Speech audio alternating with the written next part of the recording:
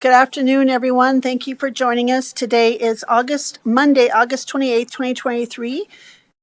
We are here for a land use hearing agenda for the Board of County Commissioners for Larimer County. We are here in the hearing room at the Larimer County Administrative Services Building. I call this meeting to order. We will start with the Pledge of Allegiance. Please stand and join me for the pledge.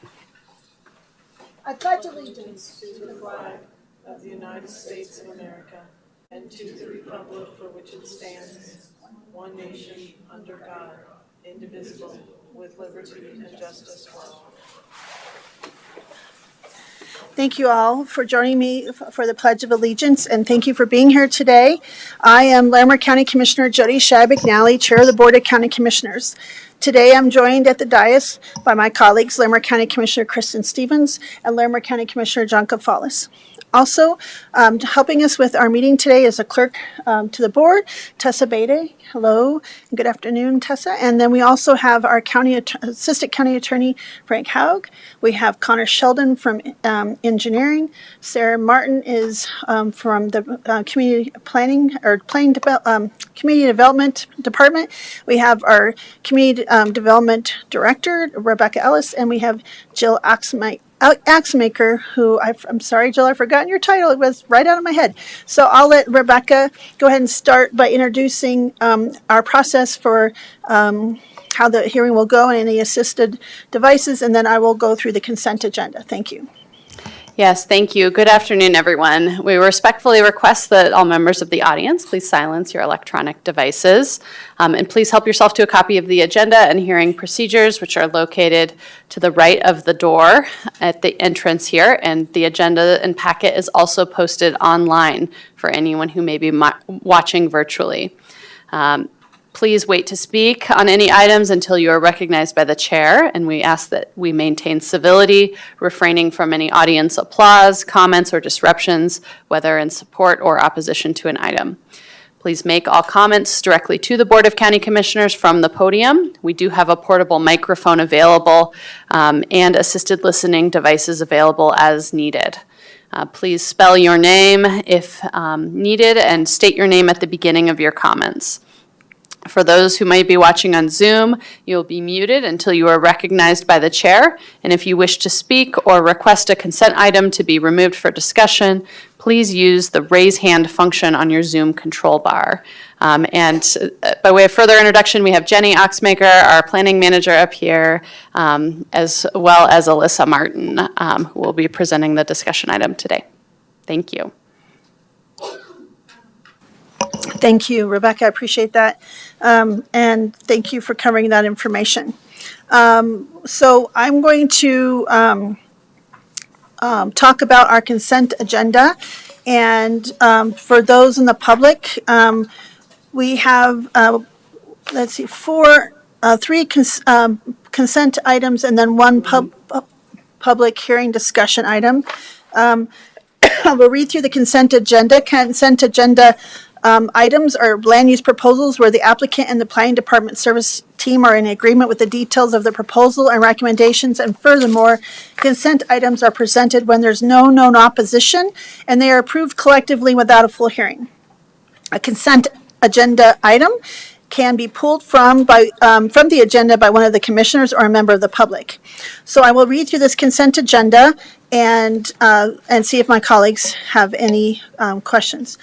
So first we have item number 1, which is Lot 7A, Continental North, first filing amended plat, file number 23-LAND 4347, which is addendum. The location was corrected with the staff in the agenda and staff report. We also have the Couture Enterprises right-of-way vacation, file number 23-LAND 4315. We also have the Isaacs Evans rezoning, file number 22-ZONE 3307. Colleagues, do you have any items from the consent agenda that you wish to pull from the agenda?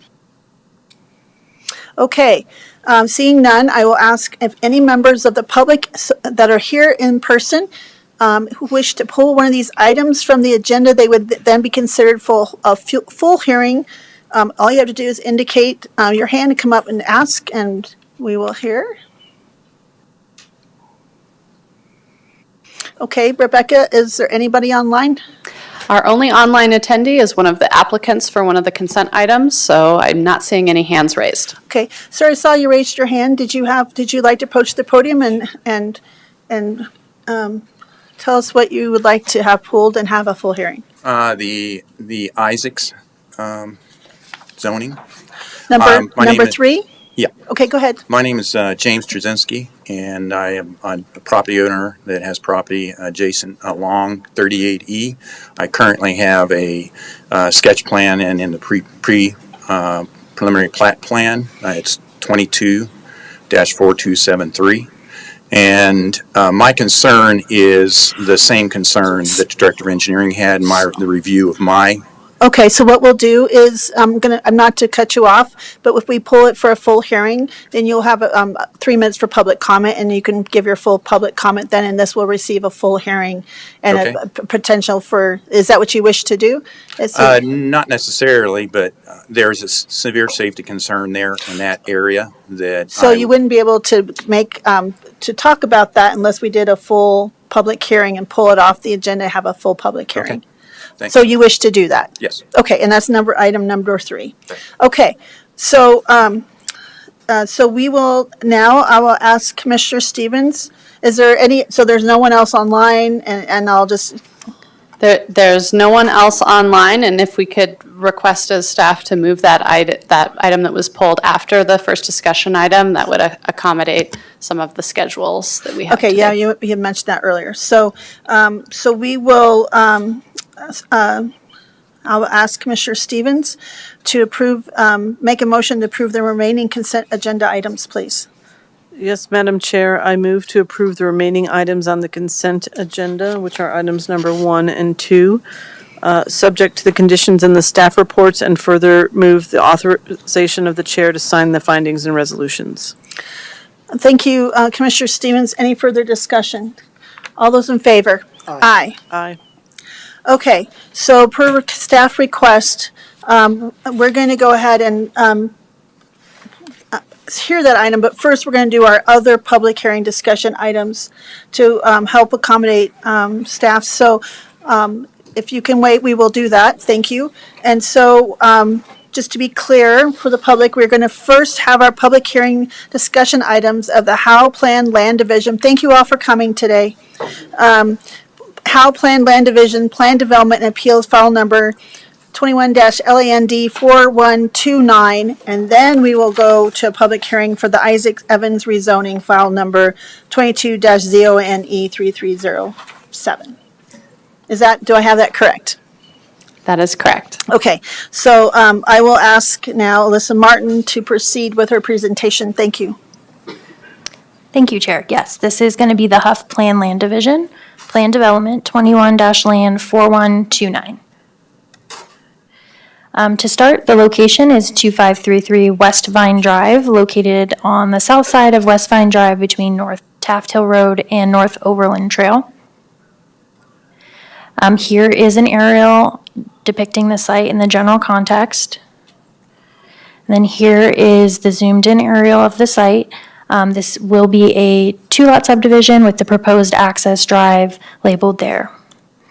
So this request is, as I mentioned, a preliminary plat for a planned land division to divide a little over an acre property zoned RR2 into 2 lots of roughly 0.32 and 0.47 acres with a concurrent rezoning to planned development zone district.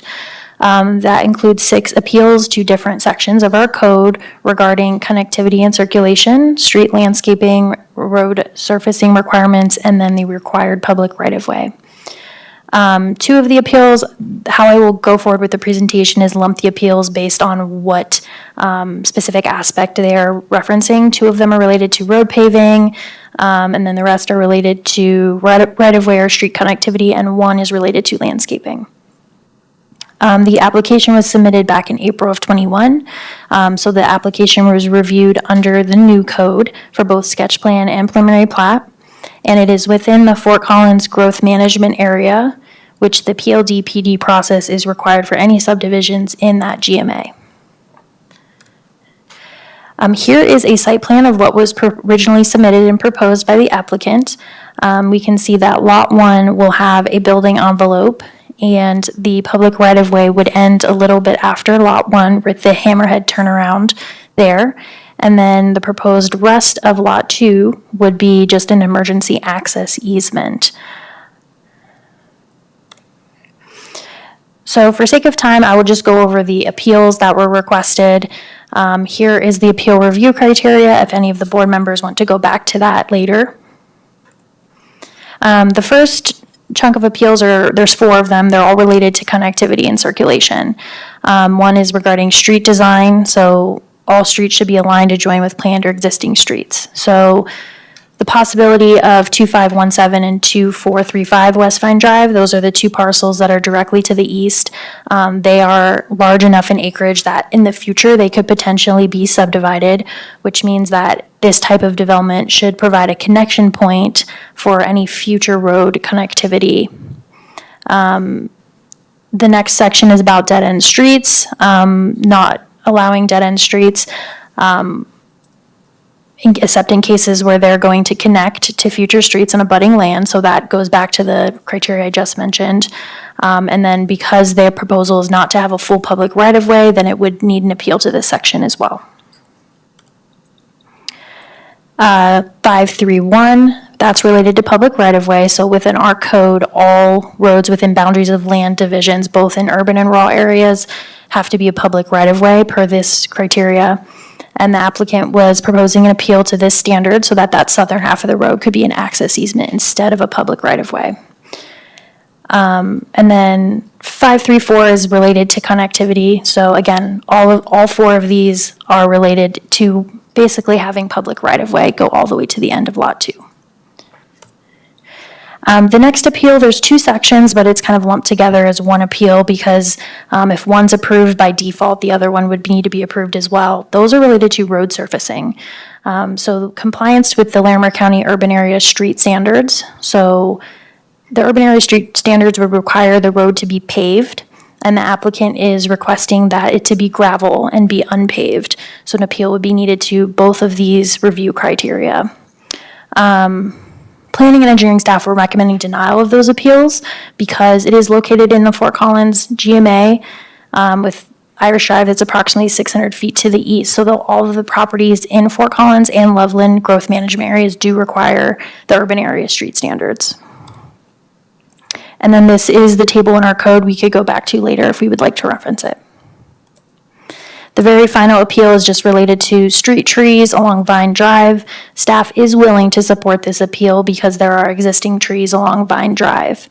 Other than that, staff would be recommending denial on the other appeals, but finds that in general, the Huff PLDPD does meet the review criteria for subdivision.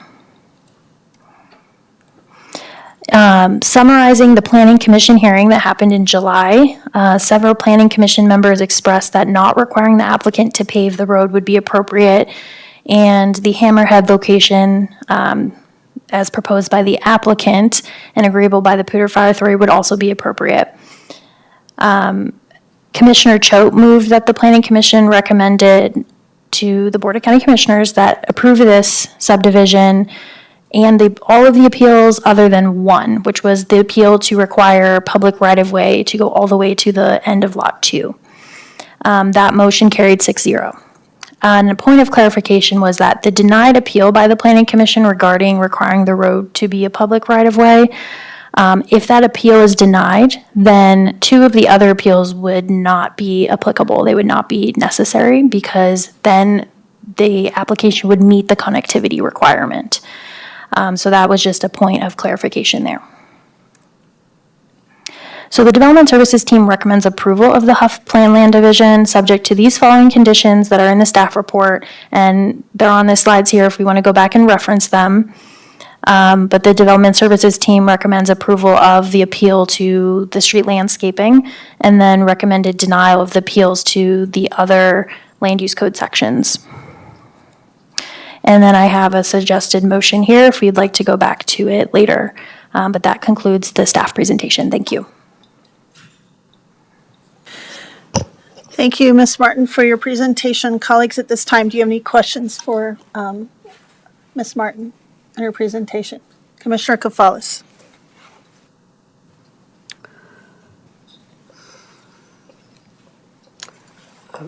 Thank you, Madam Chair. Thank you, Alyssa.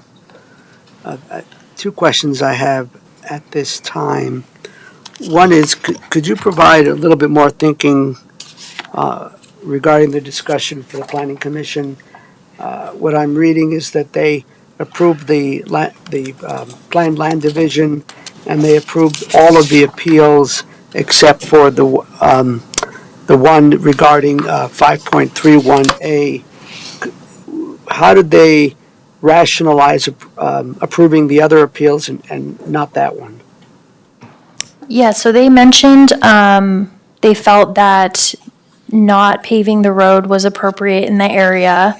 And I can let Connor talk about the paving specifically, but they also mentioned, but it would make sense to deny the appeal to public right-of-way so that there would be connectivity, that in the future, if the two parcels to the east were to subdivide, then it would be the parcels to the east's responsibility to then build out that road. But at least it would be dedicated as public right-of-way.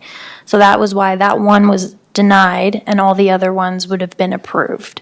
The other ones were just related to the street paving. Go ahead if you want to talk about it. Yeah, just to add on to it a little bit about the paving, there was public comment at the Planning Commission. A lot of them felt that they wanted to preserve the rural character of the area. Now, this is, as Alyssa mentioned, in our GMA, so we do have the Lucas standards, which are jointly agreed upon with City of Fort Collins. So that was engineering's position on requiring the paving. But after the Planning Commission discussed it, they decided that they felt they agreed with the public. They also wanted to preserve the rural character area, and we had not received any comments from the City of Fort Collins as a referral agency stating that they specifically wanted paving. So the Planning Commission took that as that they were okay with that the City of Fort Collins was okay with the appeal based on the no comment. So I guess all that to say, the engineering department would also take into consideration the decision of the Planning Commission. But even if this were in a rural area, we would still be requesting that the applicant pave 50 feet beyond the edge of the right-of-way. Those requirements are in place to protect Vine Drive, which Vine Drive is a paved roadway with a chip seal wearing course. So basically, a 50-foot pavement beyond the edge of the right-of-way would protect Vine from gravel tracking onto it, basically protect our county asset. So I guess all that to summarize, if the appeal to paving were granted, engineering's position would be that we would still want 50 feet paved beyond the edge of the right-of-way to protect Vine. So that's just the stance from our department at this time. Thank you. Thank you both. Thank you, colleagues. My second, that's very helpful, what you've just shared. My second question is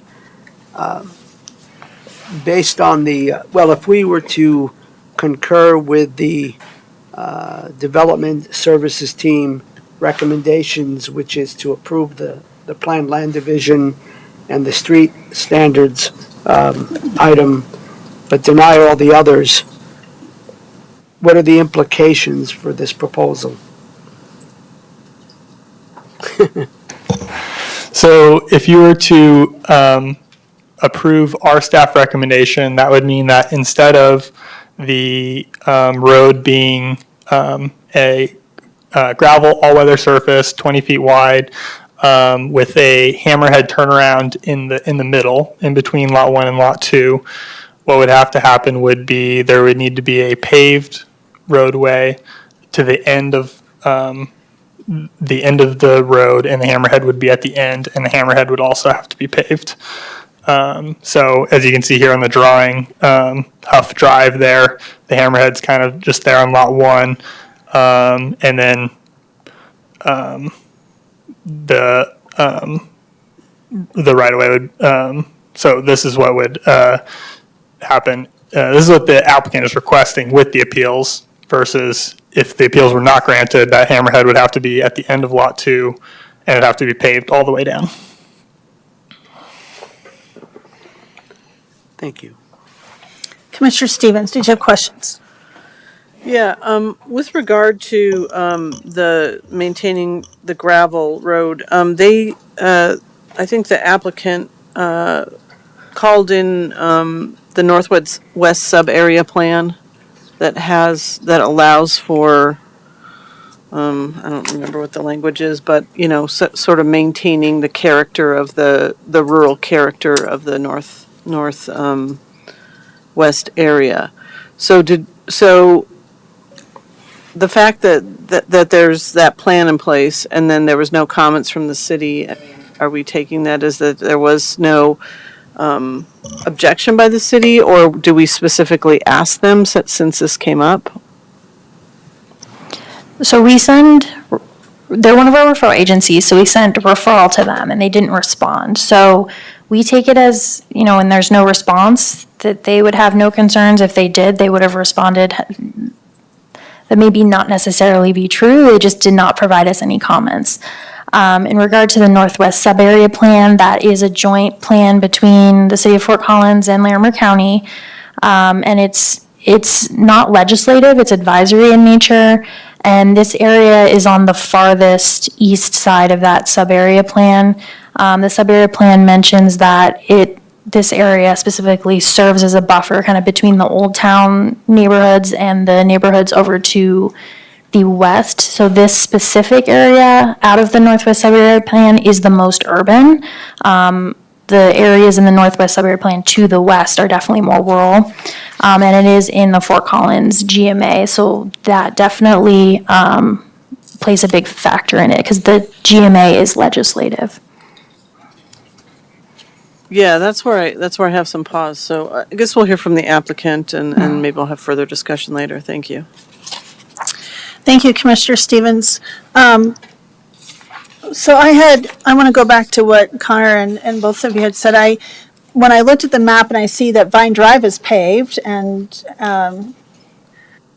knowing how far it came back, I did worry about the wear and tear on Vine Drive. So either way, you're really suggesting that 50-foot, and would that just go through Lot 1 then? Or how would that look? And then who's responsible? Would we be responsible once we put it in to maintain it, or would it be their responsibility? Yeah, so I guess engineering's position, if the planning commission went with, or if the county commissioners went with what the planning commission recommended, which was to approve the paving appeal, engineering would be recommending that the county commissioners still require 50-foot pavement beyond the edge of the Vine Drive right away. So that pavement would all be on Lot 1, but it would be equivalent to, in our rural area, a shared access agreement. This is different because it isn't a public right-of-way, but it would still be the responsibility of the applicant to maintain that 50-foot pavement. The hammerhead itself would not be required to be paved. That could still be all-weather, and everything beyond it would be all-weather. And then if the appeal to the hammerhead was also granted to have the hammerhead on Lot 1, then everything beyond that would be a driveway. So that would there would still be public right-of-way dedication, but the road would not be built out to the end of Lot 2 if that appeal to have the hammerhead in the middle was granted. Okay, that's helpful. Thank you. So, Alyssa, I guess I looked through the Planning Commission comments, and I just it seems like they're saying they denied one and said the other one would, if you didn't do the other would be negated. So why didn't they just disallow? I was reading through that. Were you at that meeting? And I'm just trying to understand why they just didn't say don't approve any but these two. So. I think it was just some confusion since there was so many different sections that were getting appealed. There's just the public right-of-way, if it's granted all the way down to Lot Lot 2 that's on here would solve the other appeals that would be necessary for connectivity, because that basically solves that issue, whereas these parcels here to the east would now have connectivity in case in the future they wanted to subdivide.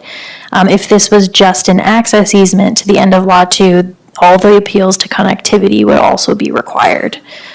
So if the appeal that they denied, which was the public right-of-way, they were suggesting that, yes, she would need to dedicate public right-of-way all the way to the end, would basically negate 2 of the other appeals. It would solve that issue. Okay, I just want to make sure my understanding was clear. Okay, any other, Commissioner Kafalis? Thank you. Yeah, on that last comment, Alyssa, I just want to make sure I understand completely. So the issue related to public access on that road that we're looking at right now, all the way to the end of Lot 2, the reason to allow that is because in any future developments to the east, that's where the connectivity thing comes in, and that's why it's important that this thing not just be a private road, but in the future to allow for public access. Can you please help me to understand that a little bit more? Sure, yes, so that's correct. Connor can elaborate a little bit on the access off of Vine Drive, but they would want access, least amount of at different access points off of Vine Drive. So this would provide that connectivity, that public road connectivity that would go to the east through any future subdivisions. And then Connor can mention those access points. Yeah, I think there was a little bit of, as Alyssa mentioned, confusion at the Planning Commission. What the Planning Commissioners wanted was for this plan that's presented here to be approved, but they wanted the public right-of-way dedicated all the way to the end of Lot 2, so that if the properties to the east developed, they had the ability to build out the road. They didn't want this applicant to have to build out the road to the end of Lot 2, which is what staff was recommending. So essentially, there's 2 ways to, the road being built out to the end of Lot 2 meets connectivity, and then the road's there for development to the potential development to the east, or the right-of-way being dedicated still, as Alyssa mentioned, meets our connectivity requirement even without the road there, because then any future development could come in and finish that and build out the rest of the road themselves. Because they'd have the right to do that because it's within public right-of-way. And that connectivity requirement could occur even if the requirement about paving the road, if it were kept, except for the first 50 feet, if it were kept gravel, that connectivity requirement could still occur? Yes, that's correct. Yeah, as long as the road is just dedicated and it's public right-of-way, not a private access easement, the connectivity would be met in this case. Again, as Connor mentioned, because the neighbors to the east would be able to use that, build out that road if they decided to subdivide in the future. Yeah. Thank you, Alyssa and Connor, for explaining that. I can see this is kind of complex. Colleagues, are we ready for applicant presentation?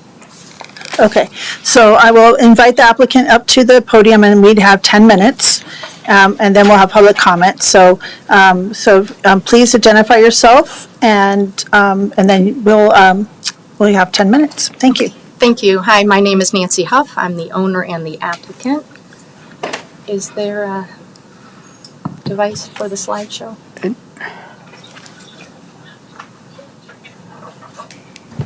Sorry, we're just checking on a clicker.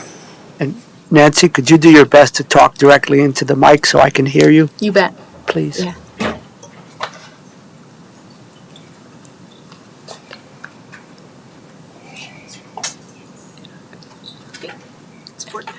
Thank you. Okay, so this is the overview of the planned land development, planned division. In the yellow is my property. Let's see, so what I'm going to do, I'm going to go as quickly as I can, describe the proposal, the process, the appeals, specifically focus on the hammerhead location and gravel versus pavement, and then the review criteria. So you've seen this. My proposal is to divide 1.06 into 2 lots, 0.5 and 0.6. Fine, at the top of your screen, this is something that we've already discussed, so I'll keep going. This is another rendering of it. the gravel surface, and then you'll see where my existing gravel drive continues to the south of the property. This is another rendering. This is essentially what the county engineer is proposing, where that hammerhead would come literally within feet of my front door. I'll comment more again about that placement of that hammerhead in a future slide. So just so you can see what we are talking about, this is the existing drive. The roof with the yellow side, that's my home. This is the lot that I am working on subdividing. This is the existing parking area, my house in yellow, the house to the south with the blue and tan roof. This is the proposed hammerhead location. Vine Drive is there. There is a short paved area to the gravel existing right now. So the process, I started this in 2020. Gravel was allowed at that time. In 2021, with a different planner, we submitted for the division 0.5 and 0.55, where the northwest sub-area planning area was commented on.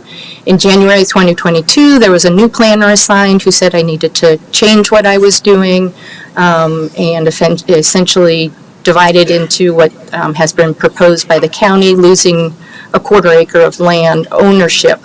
I did have a conversation with Alex Schwartz, your Larimer County Land Agency, and he said that there indeed is not a loss of ownership. It's just what you can do on the right-of-way. So if I own 1.06 beforehand, I own 1.06 afterwards. So in March of 2022, submitted to the sketch plan review and responses, got agency feedback. Puda Fire Authority criteria were incorporated and approved, and now we're at appeals. So I can go through all of these, or because of time. Basically, as far as all of the ones that we are looking at today, they're all recommended for approval from the planning department, with the exception of 5.3.1A.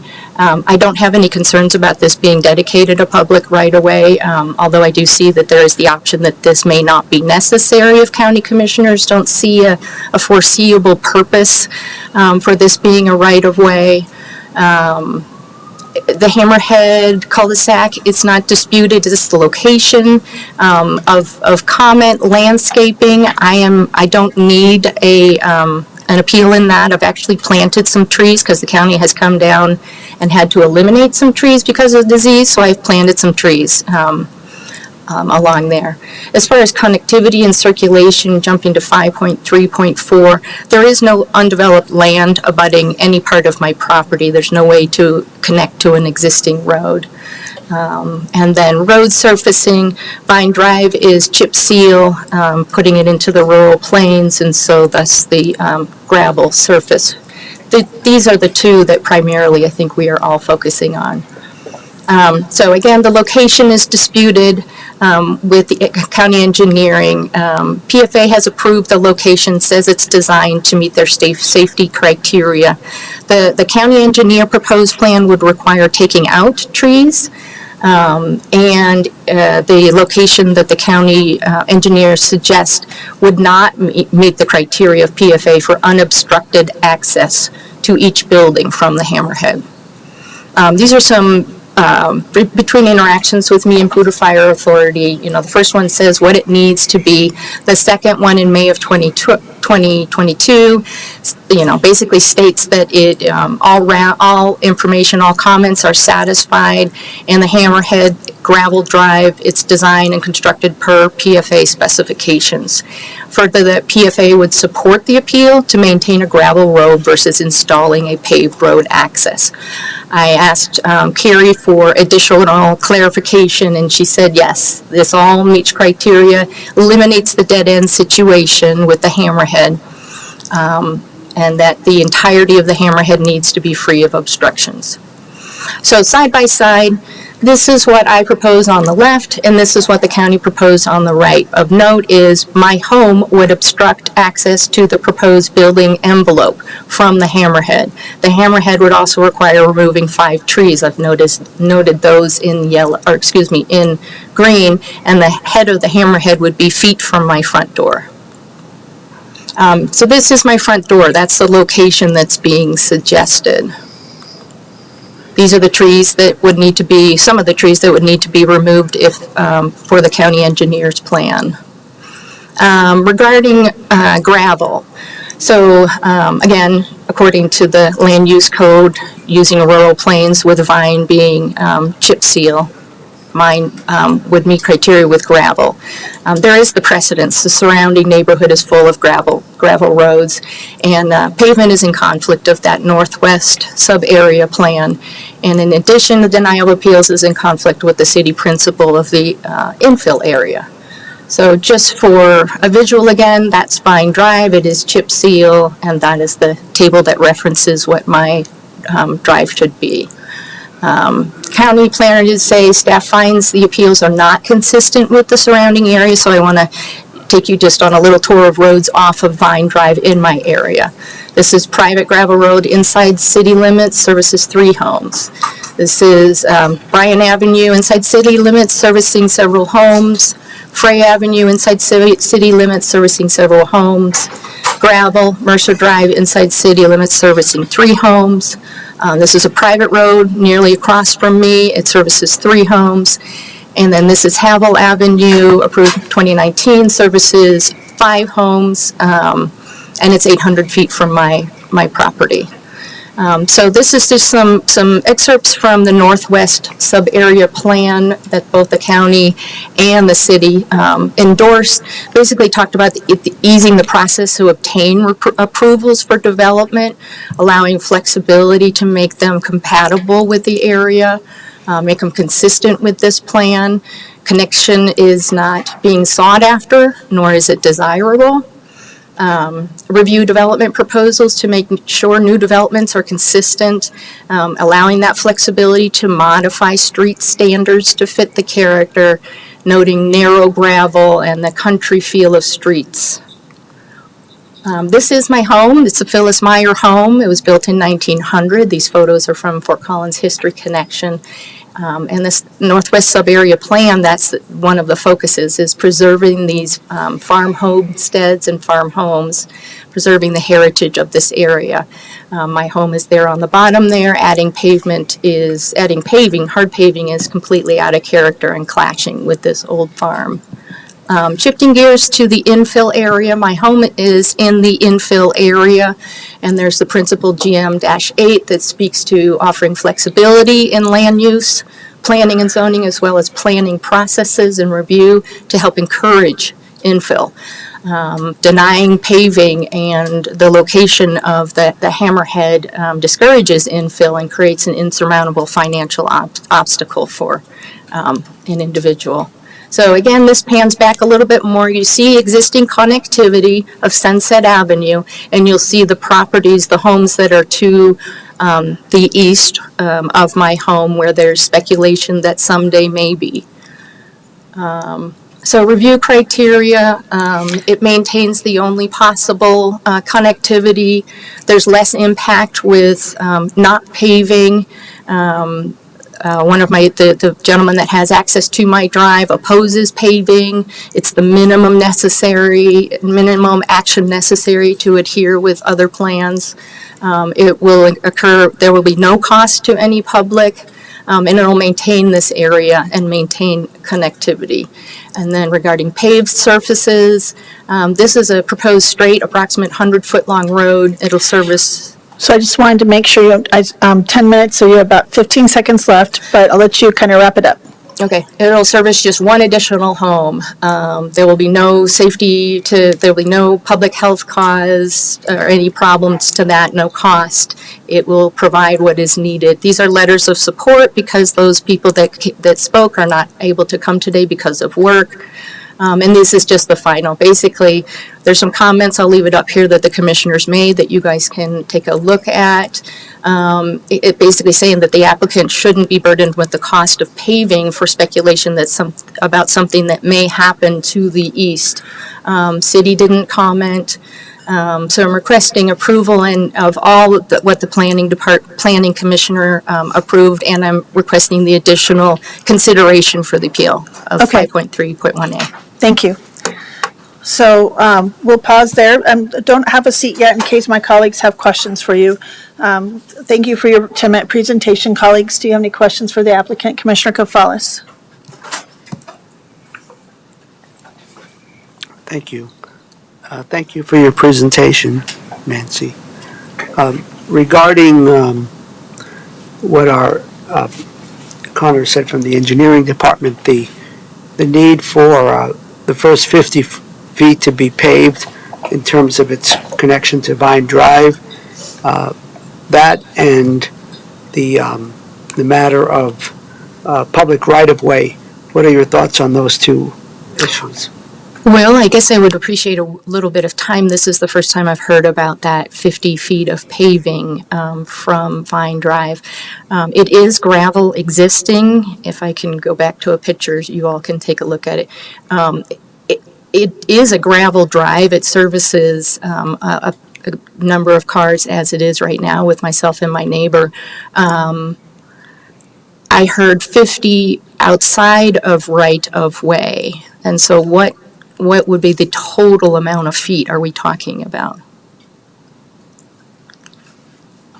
Thank you. Perhaps we could have staff at the appropriate time clarify that a bit. What about the matter of allowing for this road to be public right-of-way? I'm not opposed to that. Thank you. Thank you, Commissioner. Commissioner Stevens? I don't have any questions at this time. Okay, I think I'll hold my questions too. Thank you. Okay, thank you. Okay, so now we will open it up for public comment. So I will offer anyone in the room who would like to make public comment regarding this land use item to please raise your hand. You're welcome to come forward, and you have 3 minutes for public comment.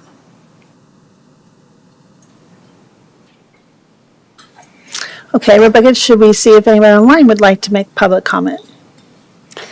We do not have any hands raised online, and again, we only have that one attendee online who's an applicant for another item, so. Okay, thank you. Well, seeing no public comment and no one wanting to make public comment, I will now close public comment. And we will be, and since there is no public comment, there is no need for rebuttal, so we can skip that. So now we'll move back to questions by any further questions. So I wanted to see if Commissioner Stevens had a question first, and then I can go back to you, Commissioner Gonzalez. Yeah, I have a question with regard to the location of the Hammerhead cul-de-sac. Is there, it looks like PFA approved something that was different than what staff had recommended. Is that something that's amenable to staff? Is that something we would look at here, or that would be kind of decided upon later? Yeah, so we are reviewing that here. PFA looks at a lot of similar things to the engineering department. There is a lot of overlap in what we're reviewing. You know, engineering does our best to ensure that the roads are going to be able to support emergency service vehicles as well. In that being said, there are a few differences in what we review versus what PFA reviews. PFA, as a relatively new, one of their review criteria is they want the turnaround to be within 150 feet of the actual structures themselves, rather than just a turnaround for the road that allows emergency service vehicles to turn around. So that was mentioned in the presentation. Having it at the end, it would still be within 150 feet of that other proposed structure. So that was what I was looking at when I reviewed it. It wouldn't be as close as it would be in the middle. So that's kind of why PFA is okay with it being in the middle. The additional part that the engineering department looks at is just if it's going to be a public roadway, the general public using that road is a review criteria as well. So think like delivery vehicles, you know, if Amazon or, you know, some sort of delivery vehicle was delivering to lot 2, the house on the southernmost house, then if the turnaround's in the middle of the road, theoretically that delivery vehicle would have to back up to the Hammerhead, and then that's where they have to turn around. So that's kind of what I was looking at and why I requested it be at the end. PFA is okay with it being in the middle. Again, it's not the end of the world to the engineering department if it is in the middle. It's just when we're reviewing appeals, we try to stick with our code. That's what the urban area street standard says. There is a reason why we make that recommendation, but if PFA wants it in the middle, we'd probably be okay with that too. Thank you for explaining that. I appreciate that. It looked like if it was where our staff suggested it, it would be pretty close to the home. Is that correct? I mean, it. Yeah, I guess because of the required dimensions for the hammerhead to provide enough room for emergency service vehicles to turn around, it would end up pushing pretty close to the existing house. And I guess I should also mention a hammerhead is not our preferred turnaround. When we're working with these infill developments, we try to work with the applicants. Hammerhead's actually not even our first standard. We would prefer a cul-de-sac. So the hammerhead in itself is a variance to the engineering requirements, and so the dimensions for that do get a little tricky, especially when you're pushed up so close to a neighboring property like that. So it puts all of the hammerhead onto one property, and in that case, the dimension needed for an emergency service turnaround would get pretty close to the existing house on lot 2. Which I think is why the planning commission opted to support it in the middle. But again, as the engineering department, I'm just looking at our urban area street standards and road functionality. Thank you. I appreciate understanding that better. Thank you. I'm all good with questions for right now. Thank you. Could you go to slide 5 for me? At least read that one, yeah.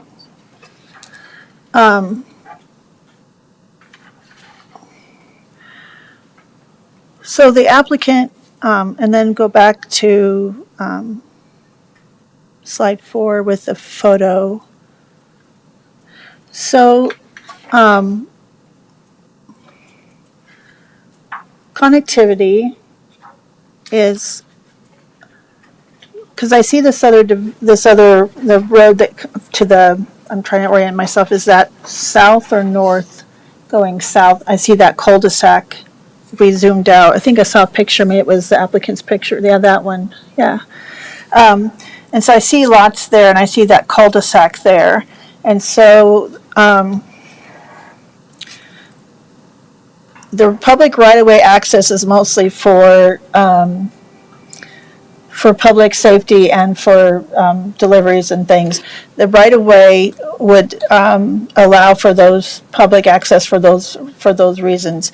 So connectivity, they keep talking about the house to the east or the further development. Is that the lot that's, can you show me which lot you're talking about? That one? Okay.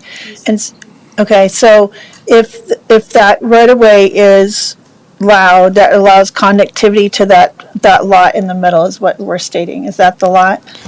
Yeah. So that lot in the middle currently doesn't have its own access. It uses this proposed access road for its access. It will continue using it as a public right-of-way. That lot has the ability to subdivide up to, I think, 5 even more. And so if they were to come in for a subdivision, they would be using this proposed road. We wouldn't want to just keep allowing access point. We're trying to plan for an internal road system. So the idea behind the public right-of-way would be that this proposed road would then veer over to the east there and allow for an internal road system to continue over and allow those 2 properties to the east that have potential for subdivision to access off of an internal named road rather than just access points accessing multiple houses. So we're not in this situation requesting existing road to connect to existing road, such as Sunrise Lane. There's houses there that block that, as the applicant mentioned. It's more just planning for future potential development of those properties to the east. That's really helpful, thank you. And then, back to the applicant's question about how, when you talk about 50 feet, of paved off, because I do have concerns about the wear and tear on that. So is it 50 feet from the end of, like the end of the road, or is it 50 feet from, and how would that be connected? So I'm just kind of trying to picture that, and how far would that be down?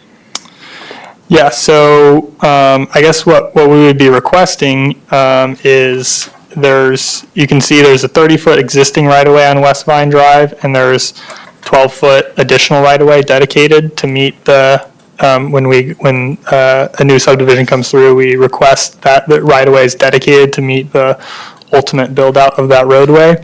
And so what we would be requesting is 50 feet from that end of the 12 feet of additional right-of-way dedicated. So it'd be paved from the edge of West Vine, the edge of West Vine pavement to 50 feet beyond the 12 feet of additional dedicated right-of-way. That's just what we request when we have a paved county road that we're attempting to protect. We don't want gravel going right up to it.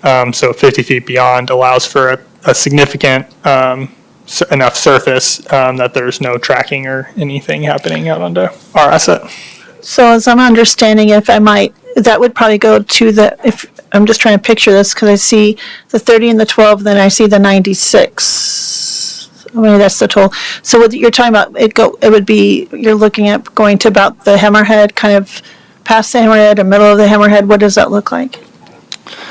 Yeah, without the exact dimensions, it's kind of just ballparking it. But yeah, on this proposal, it would probably go somewhere into like the middle of that, where this proposed hammerhead is. And then, as I mentioned, the hammerhead itself wouldn't have to be paved. That could be all weather. But yeah, the pavement would extend. There already is a somewhat of a paved apron coming off the road, and so we would just ask that the applicant extend that paved apron 50 feet beyond the vine right away. Okay, that's helpful. Thank you. Commissioner Stevens. Yeah, I'll ask just one more question. So how do we, I'm having a struggle kind of reconciling and I understand that the Northwest sub-area plan is not binding, but I'm having trouble reconciling that with sort of the idea that that we have to get roads up to urban area street standards. So like there's, that's, obviously staff has weighed on the side of we need to keep that agreement. We need to, that it should be paved because of that agreement. And yet the sub-area plan kind of talks about, the value of having this rural feel, and certainly with a house that has historic value, that may not be on the historic, officially historic landmark, but certainly is a house with historic value. I guess that for me that's the sticking point of sort of how do we reconcile those two. And there again, it looks like staff has weighed on the side of, we have to keep this agreement. Do we feel like, it would have been nice if the city would have weighed in directly and said, hey, yes, this is a rural standard and we're willing to keep this, or no, this is, as was said, this is a more urban part of that area, and we really want to keep to that. Yeah, if I can weigh in on that, I think it's a great question, and there is a tension there. And I think as it relates to the paving in particular, it's kind of a question of a matter of degree of development, and the code, asks for paving with any development activity. In this case, it's a subdivision of one parcel into two parcels. As Connor mentioned, there's the potential for additional development to the east, and potentially additional connectivity down to the school there and, some other needs in the future, in which case we would eventually want a paved connection there. Should this development trigger that paving or should future development trigger that paving is a pretty subjective interpretation, I think. And so it makes sense that there's some conflicting perspectives on this because it's not as clear cut as it might seem in the code, because we have this additional plan guidance, we've got the existing context, and the nature of the development that's being proposed here is that it's adding just one additional lot. So it could be interpreted by the Board of County Commissioners, a couple different ways here. Thank you. And I guess we're making the assumption that because the city didn't weigh in, they're not necessarily as concerned about it. It's hard to say if that's true. I mean, that's our speculation, right? That if they were that concerned about it being paved, that they would, because they certainly have weighed in on all kinds of land use decisions, and some that were even seem to be of less effect to the city, so. Yeah, I think it would be speculative to make too many assumptions. This level of development, a subdivision into 2 lots, it is definitely on the smaller scale on the type of development that happens within Fort Collins GMA and within city limits. So it could be that it was a matter of scale, or it could be something else. Thank you. Yeah, I just had to kind of talk that through. I know we didn't really come to any concrete conclusion here, but it was helpful to kind of think about why that might have been the case. Thank you. Thank you, Commissioner Stevens. I actually found your talking through helpful, so thank you for asking that question. Commissioner Kofalos, I see that you had your hand raised or had a question. Yes, I just I'd like to follow up on the recommendation around the 50-foot paving, the apron off of Vine Drive. Looking at the other photographs, most of those driveways don't have that. And is the reason that we're requiring or recommending that for this one because it's something new and those were established in the past? Could you speak to that, Connor, please? Yeah, you're exactly right. It's just that it's a new development that's occurring, and so we're having the opportunity to review it for conformance with our land use code and our urban area street standards. If any of the other ones came in today to subdivide, even adding 1 residence, we would also be requesting the same 50-foot from the edge of the right-of-way pavement to protect Vine. Yes, because I'm thinking about a situation on County Road 74E, Red Feather Lakes Road, where there was development, and that was a requirement, and yet a lot of the other driveways or the roads connecting to 74E did not have that. But I think that explains it. Yeah, we have to address them on a case-by-case basis, which from development review is when development occurs. So we just don't have the staffing or resources to go out to each road and ask them to do it. Thank you, sir. I'm good. Commissioner Stevens? I don't have any other questions. Okay, are we ready for deliberation? Okay, we'll start with Commissioner Kofalos, please. Thank you, Madam Chair. Thank you all. Thank you, Nancy, for your presentation. Thought it was very helpful.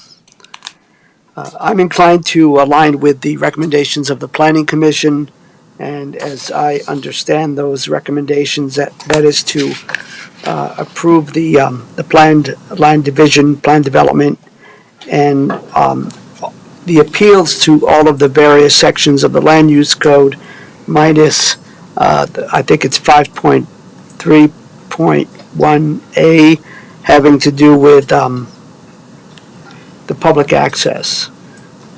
Alyssa, did I get that right? And also, perhaps an additional condition of approval would be to require about the 50 foot of the paved section. Yeah, that I will defer to Frank and Connor, because that would be an engineering standard.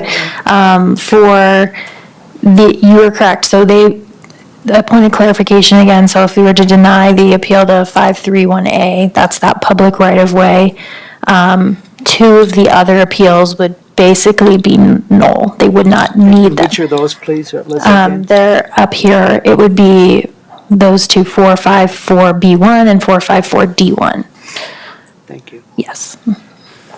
And I guess I'll ask Frank or defer to Frank on how that would work in that if we're approving what engineering originally recommended, which was to pave the full road. So we're approving the appeal to pave the full road, but then adding the 50-foot pavement beyond the edge of right-of-way, if that would be an additional condition, or how that would work. And just to clarify, I was intending that the road be kept gravel, but that the first 50 feet would be, I don't know if that was what you were saying, Connor. So I think you just, since you're in deliberation, you can just discuss what you're wanting to do. And then if you can come to some agreement, we can put the conditions on it. I think with these, because it's sort of, there's a lot of variables, but the best thing to do is just, there seems to be a handful of issues. One is, how far up or down is the hammerhead going to go, if you have the hammerhead? One of them is, are you going to pave anything? And if so, what are you going to pave? And so I think once we have a good handle on kind of the broader pictures, then we can craft the conditions and put them in there. So I guess what I would be recommending is approval of the paving appeal with the exception of the 50-foot beyond the edge of the right-of-way. Yes. On that particular point, yes, that's what, that was my intention, and that is approving the pavement appeal minus the 50-foot right-of-way. Regarding the hammerhead turnaround, or what are we calling that? I would support the one that goes into the northernmost lot, the shorter one. I guess the one that's recommended by the Put Fire Authority? Yeah, that would be the one that was recommended by PFA and supported by the Planning Commission. Thank you. Okay. Commissioner Stevens. Yeah, so this is tricky, and obviously I was trying to figure out how to reconcile some things here. I think the Northwest Sub-Area Plan was put into place because there was some desire to preserve some of this of these areas with a more rural, have them have a more rural feel. And so it's tricky when you get to a subdivision where you're like, okay, well, now we have to apply all these new standards, and those two things butting up against each other without any direction from the city is kind of having us to kind of decide what would happen. I feel because the house has historic value, because there are special considerations, and because honestly, this homeowner is actually increasing some density in an area where, we want to increase density. I think that I'm inclined to give them some leeway in doing so. And so I guess all that being said, I would agree with what Commissioner Kofalis said, that I do think the 50-foot paving makes sense to me. We are trying to protect an asset. It sounds like it's a best practice to do so. So I would approve the paving appeal minus the 50-foot area. And the hammerhead that's recommended by the PFA and that was approved by the Planning Commission seems to make the most sense. There again, I'm glad to understand why engineering suggested what they did. At the same time, something that goes, that close to someone's front entrance doesn't seem to make the most logical sense. I agree with Commissioner Kofalis, and I think that the nature of this kind of rural area requires us to make some adjustments that we might not normally make in a space that looked a little bit differently. And so that's why I'll be supporting largely supporting what the Planning Commission suggested with the additional 50 feet of paving. Thank you. Thank you, Commissioner. So I'm going to pretty much echo what you just said, Commissioner, but I'm going to state it for the record for my deliberation. So with the lack of response from the city, I find it puts us in a little bit of a sticky situation because we have this GMA and we have these urban street standards, but without any direction from them, I feel like we have a little bit more discretion then because we don't have that comments from them. So, and I learned a little more details about this Northwest plan. So that was a good read for me. I agree with the Planning Commission if we just denial of appeal by the Planning Commission for the road to be a public right-of-way, that it takes care of everything else. And I think that I feel like that helps take care of the other situations. So pretty much we're all in agreement. But I also want to just say I think that I want to protect the asset. I think that's really important. I think, and I know how we're trying to make sure we don't add more access points because I can see that happening around my neighborhood. I live in unincorporated parts of Larimer County, and we have all these lots getting subdivided. And when we add more driveways all the time on a road where everyone's going at a high rate of speed, it gets a little dangerous. And when there's no shoulders and things, it's important to make sure that we're thinking about safety as well as just trying to plan for future development. And I'm glad you showed that picture because I do think that is important to be able to access for that other property. So I do think it's really important to have that 50 feet of paved road to protect our asset. And I think it will be important to help make that hammerhead safer too for driving, backing up and getting in and out. And so I support requiring that. And I do think this is a very special area of the historic home, and I want to kind of move that hammerhead up from the area. So to kind of protect that home. So I think it sounds like I'm pretty much in alignment with what Commissioner Stevens had stated, but I wanted to talk through my process and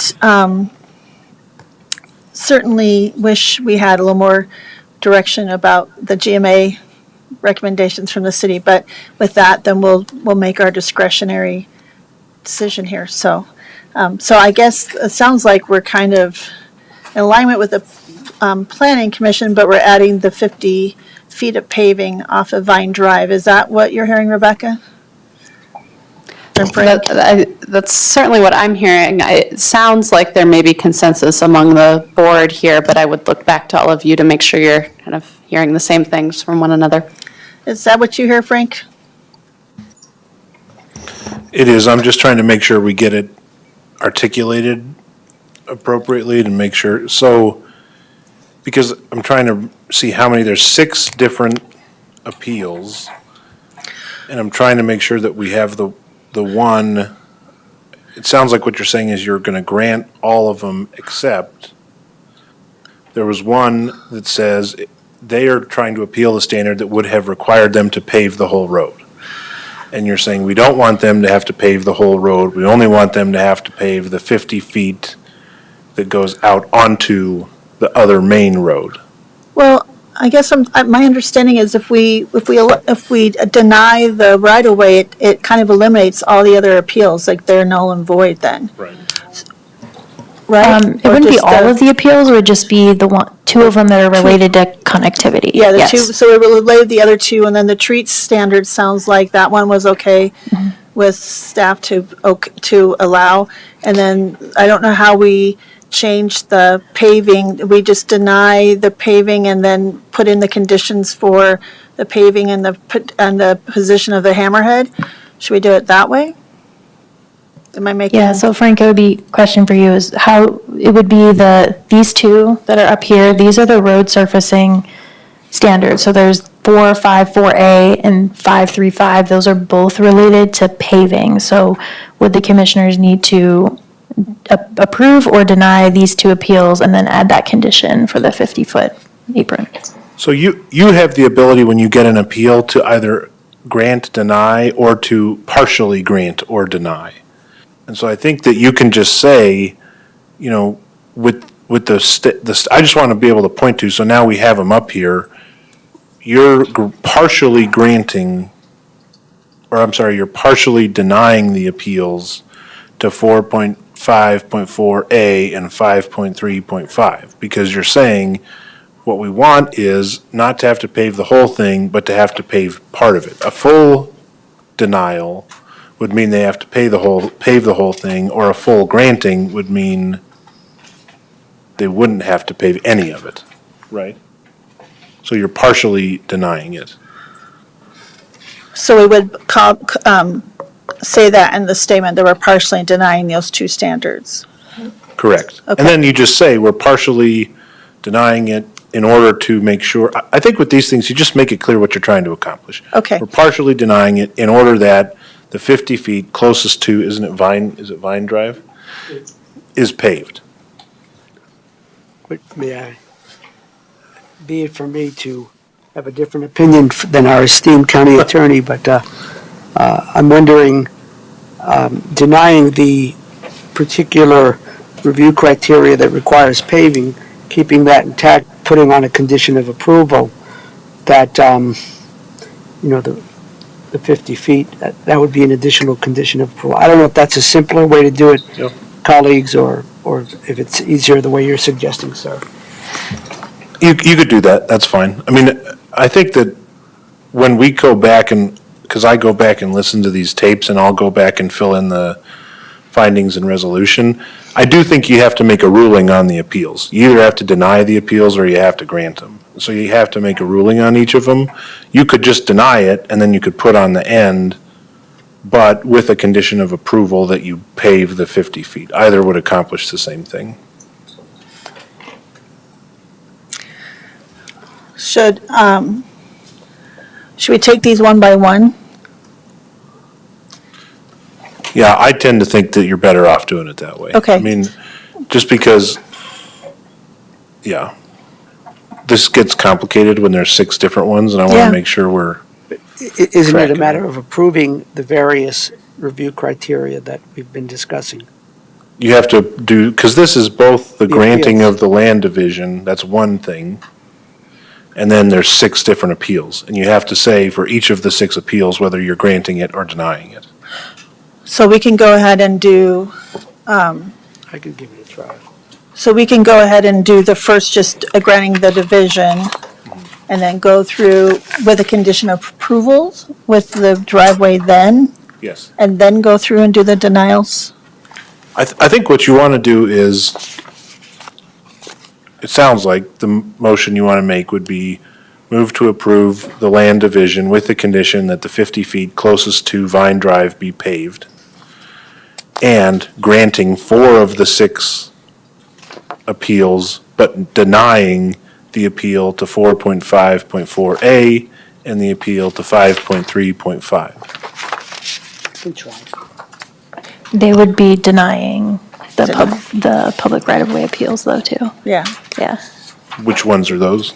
It's the 531. They were requesting it being public right-of-way all the way to the end of Lot 2. So they would be approving the street landscaping appeal. So maybe let's just take them one at a time. That's what I thought. So, but my question is, if we deny the appeals, we can just put, I'm wondering where we put the condition of approval for the 50 feet. Do we do that in the Diane division, or we Yes. do? Okay. Yes, And then the other ones will go through each of these one at a time. yes. Okay. So Commissioner Kafalis, would you make that first motion for the approval of the land division with the 50 feet of, and I want to be clear, that's 50 feet, Connor, from the 12 feet of, it's not 50 feet from the edge of the road, it's 50 feet from the 12 50 feet from the edge of the right-of-way is how we would word that. Okay.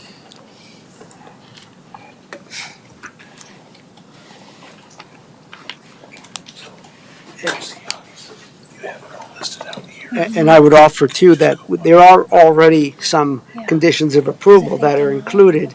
So we would be adding the one regarding the 50 feet of pavement. Right. So I can just focus on that, although I think I could do all of them in one fell swoop, but I'll let it go. I move that the Board of County Commissioners approve the how PLD, Planned Land Division, Plan Development, and so the Board of County Commissioners approve the how PLD PD, subject to the conditions that are listed in our document, and adding on the condition of approval regarding 50 feet of pavement from Vine Drive from Vine Drive. From the 12 feet of the right-of-way or for Vine Drive? Because I thought it was 12 feet from the right-of-way from Vine Drive. It's from the edge of the right-of-way, 50 feet from the edge of the right-of-way. The point is to get the road paved up to where the rest of the road is paved, right? That's what we're trying to do. So I think the motion you made is fine.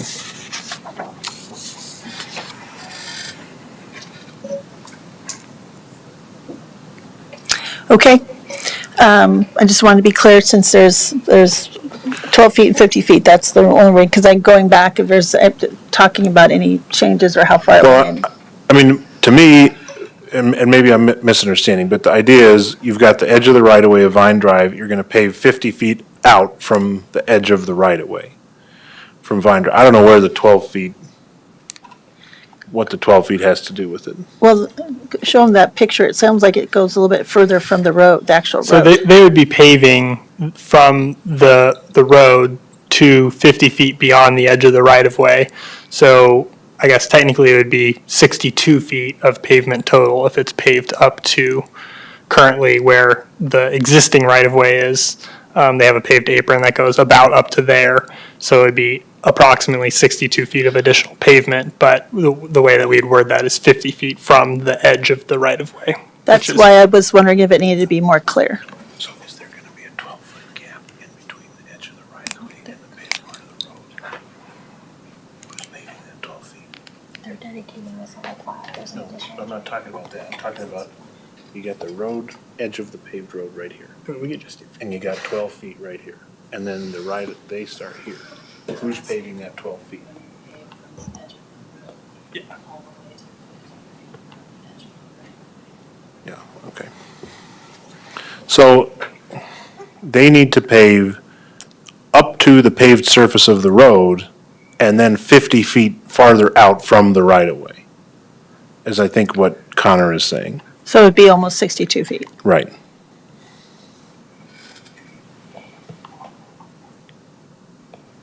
So 52 feet from Vine Drive, right? Vine Drive is chip sealed, and then the way it is now, you come off of Vine Drive, it's gravel. Those first 50 feet would need to be paved.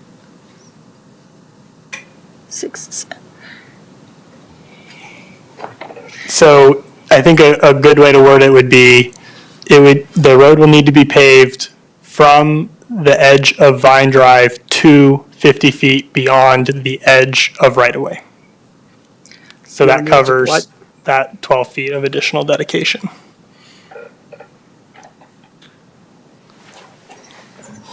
Now, I was confused also, but I think I'm coming around to understanding. See, that's why I'm trying to be clear about this, because I'm understanding it being 62 total. So they would be responsible for the 62 feet, because they're gonna have to pave from the edge of the paved portion of Vine Drive. Beyond the currently paved portion of Vine Drive, there's 12 feet of right-of-way, which right now doesn't have pavement.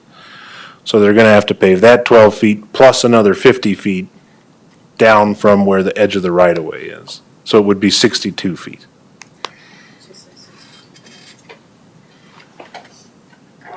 We should just say 62 feet.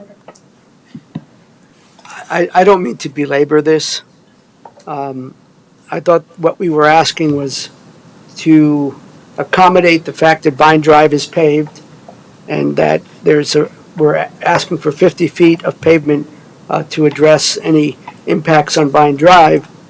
And I'm not quite understanding the additional 12 feet. The way that the engineering department typically asks for requested paved aprons is in reference to the edge of the ultimate right-of-way. I think it's getting a little confusing because the applicant is dedicating 12 feet of right-of-way to achieve the ultimate right-of-way. So I guess there's a few different ways you could do that, but you could do 62 feet from the edge of Vine, from the edge of the pavement of Vine. That would probably be the simplest way to state it, if you want to state it like that. Did you say 62 or 50? 62? 62. Okay, sorry, let's make sure I'm clear.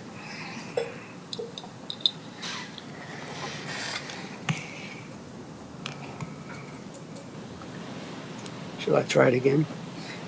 Or are we good? Does he need to go ahead and amend that piece? Or restate it altogether?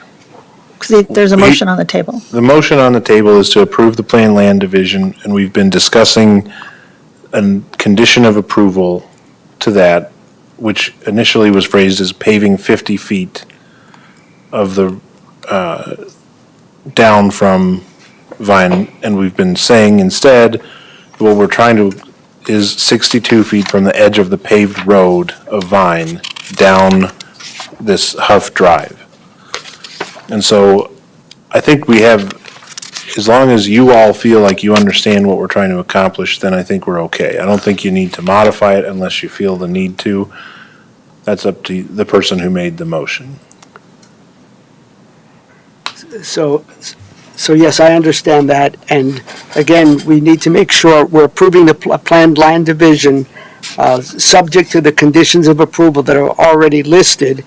And we are adding an additional condition of approval regarding the paving of the road 62 feet from Vine Drive. Correct. Thank you, Commissioner. Any further discussion? Okay, all those in favor? Aye. Aye. Okay, thank you. Let's move on to these other appeals, and let's go to the first one. I think that was the easiest one about the trees. Can we just get that one out of the way? Let's get the easier one. So it's appeal to Article 474D. That was the one regarding the street trees. Okay, so Commissioner Stevens, would you make that motion, please? Yes, I move approval of the appeal to Article 4.7.4.d, requiring street trees due to the existing street trees along Vine Drive. Okay, any further discussion? Does that satisfy that, Frank? Okay, any further discussion? All those in favor? Aye. Aye. Aye. Okay, staff will let you pick the next one. We can do the right-of-way first. So 531, that was requiring public right-of-way all the way to the end of Lot 2. So that would be recommending denial. Commissioner Kaphalis, would you make that motion? So moved. Any further discussion? All those in favor? Aye. Aye. Aye.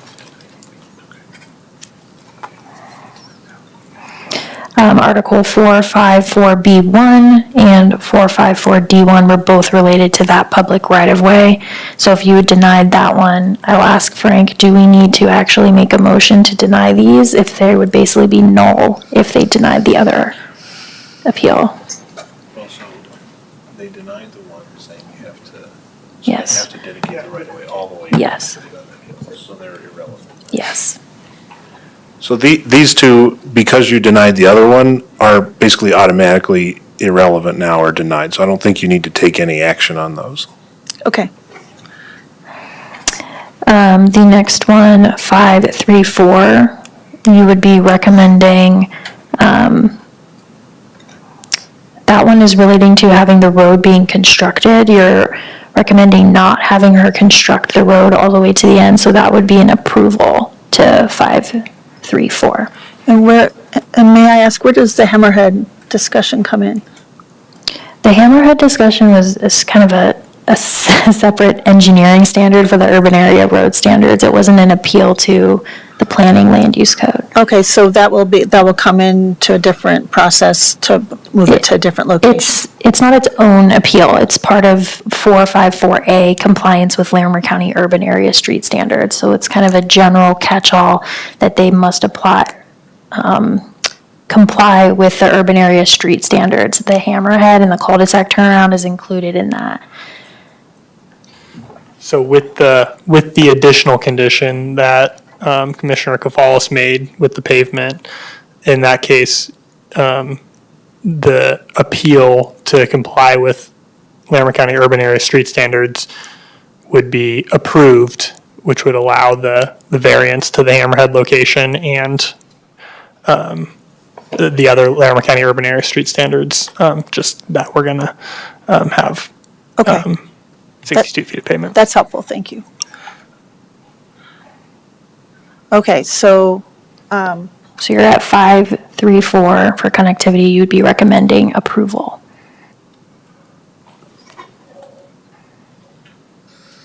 Meaning you don't have to build out the road. Correct. Yes. And so the 534 is the one that would have required him to build the road out all the way down, but you don't want to require that. So you'd be granting their appeal to be exempt from that requirement.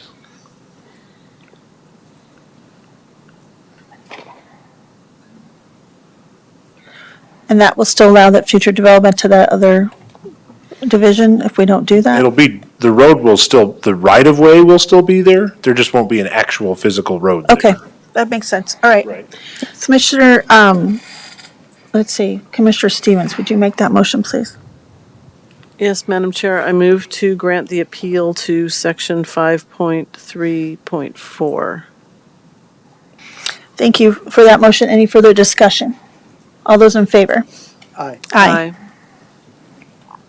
And then we just have the last two here, that 454A, compliance with Larimer County urban area street standards. You would be recommending approval of the appeal. And then same for 535, because you would not be requiring her to pave the road. The entirety of the road. Okay, so Commissioner Kafalis, would you make the motion for both of those, please? Yes, I move to approve the appeal of sections 5.4.4A and 5.3.5. I think you mean 4.5.4A and 5.3.5. I can't hear you. You said 5.5.4A, you meant 4.5.4A, and then 5.3.5. Yes. Okay, any further discussion? All those in favor? Aye. Aye. Are we, That will be the last appeal, yes. okay, so while we can, close out that agenda item and move on to our next agenda item. So hope that's helpful. Thank you, staff, for your patience and your help walking through that.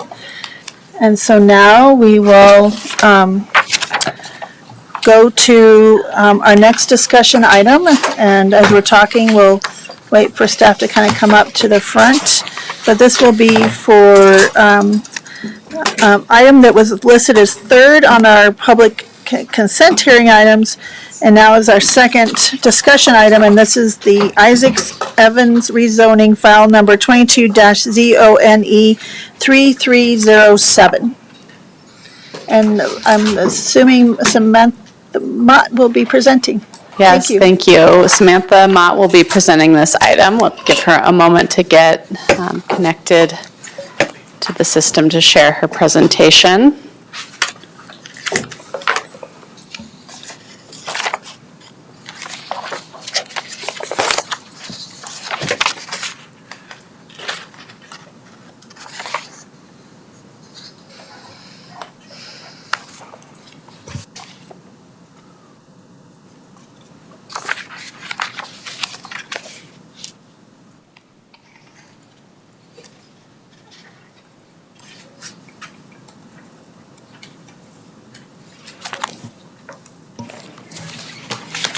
Okay, good afternoon. I'm Samantha Mott, Senior Planner with Larimer County Planning.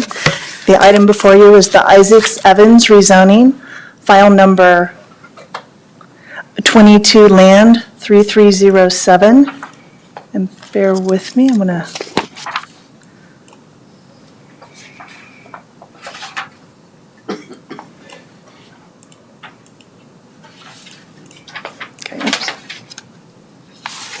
Okay.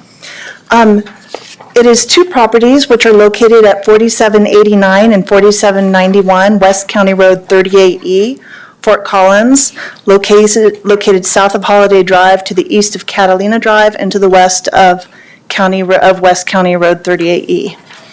The request before you is to rezone the subject properties from O Open to RC Rural Commercial. The property owners, as I mentioned, there's two properties. One property, the northern property, is owned by Donovan and Don Isaacs, and the southern property is owned by Alan Evans. The total acreage of both properties is 0.71 acres. As I mentioned, the current zoning is O Open. The existing land uses are commercial. On the lot to the north, there was an approval in 1997 for the existing restaurant and bar, and it also included a video, liquor, and convenience store, and the plans also included 2 apartments above the restaurant. The property to the south received approval in 2007 for a bed and breakfast, so they both have existing commercial uses on them right now. They are accessed by West County Road 38E. Water, sewer are provided by Spring Canyon, and it's in the Poudre Valley Fire Protection District. The proposed zoning for these two properties is rural commercial. The adjacent zoning to this area is O Open with CC Commercial Corridor to the northeast. Adjacent land uses include residential, recreational, Horsetooth Reservoirs to the east, and there's a mobile home park to the north. Staff has reviewed this project with the review criteria, and that is addressed on pages 42 through 45 of the packet for this hearing. And I was not going to go into that review criteria unless you have questions, and I'm more than happy to. But one of the things I did want to bring up is that the rezoning for these two properties from open to rural commercial at these locations, it's supported by both the Larimer County Comprehensive Plan and the Land Use Code. The Larimer County Comprehensive Plan is a policy document that establishes a long-range framework for decision-making in Larimer County. The framework map and the comprehensive plan, it helps guide the location, the intensity, and the pattern of development in the county. The framework map and the comprehensive plan identifies this location as a retail service node. This is indicated as an area where expanding or developing future commercial uses are desired. The RC Rural Commercial Zoning District is an intended zoning district for areas identified in the comprehensive plan as rural centers or retail service nodes, as this area is. The district accommodates a mix of residential, civic, commercial, retail, educational, and accommodation uses where appropriate infrastructure is available. So one of the things I wanted to mention is with this request, it's just a rezoning, so it's not proposing any physical changes to the property at this time. If the rezoning is approved to rural commercial, then any future development will need to comply with that rural commercial zoning district and meet the required standards, land use requirements, and any applicable planning processes.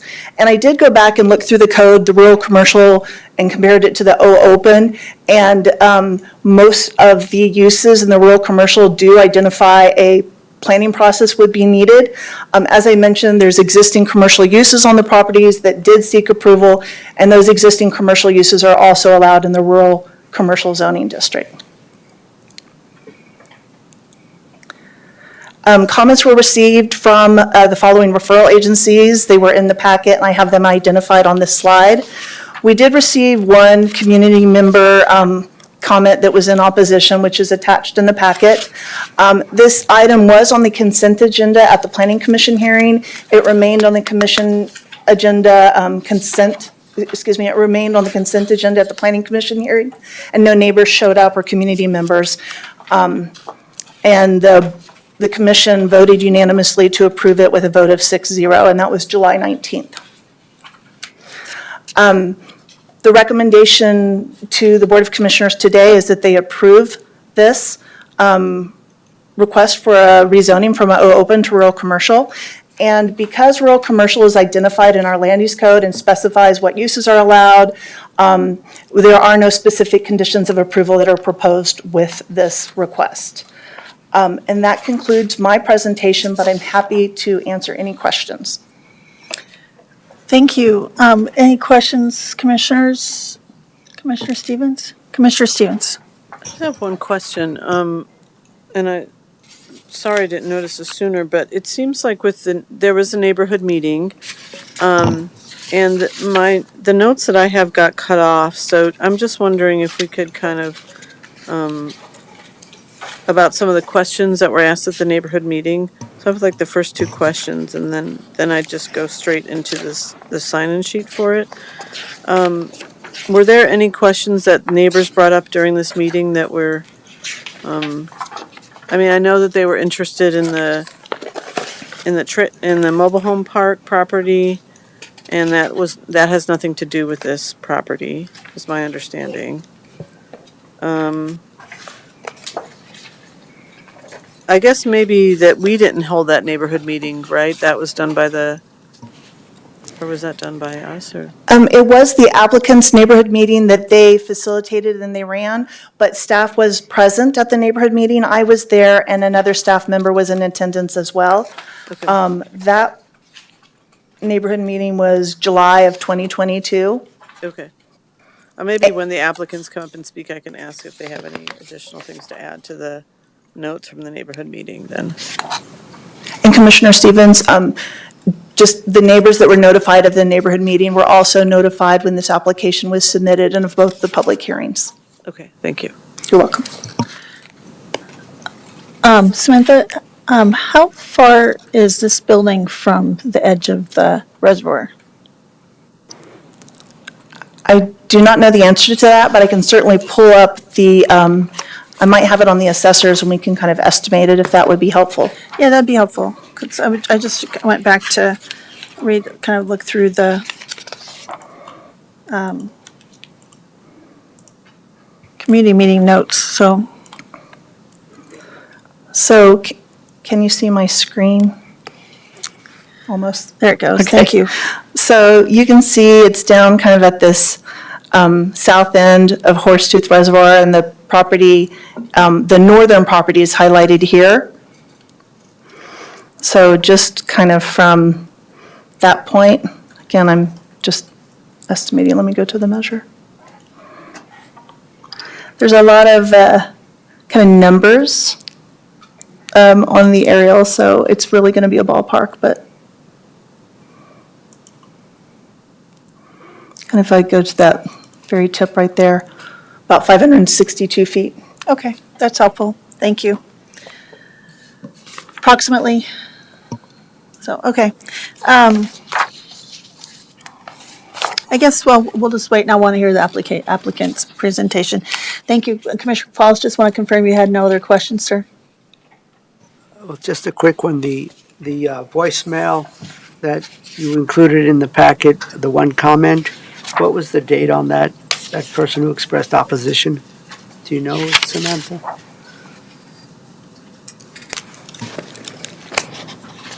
I don't know off the top of my head, Commissioner Kafalis. If it's not in the packet, I can easily identify it, maybe going back and looking in my file. I don't remember off the top of my head. Oh, let me see.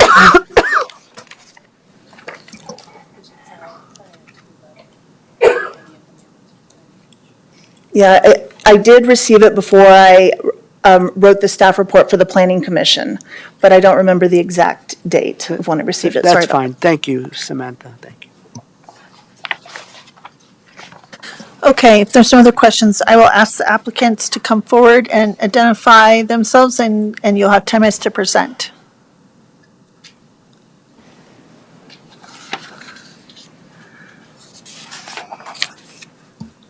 Hello, my name is Donovan Isaacs.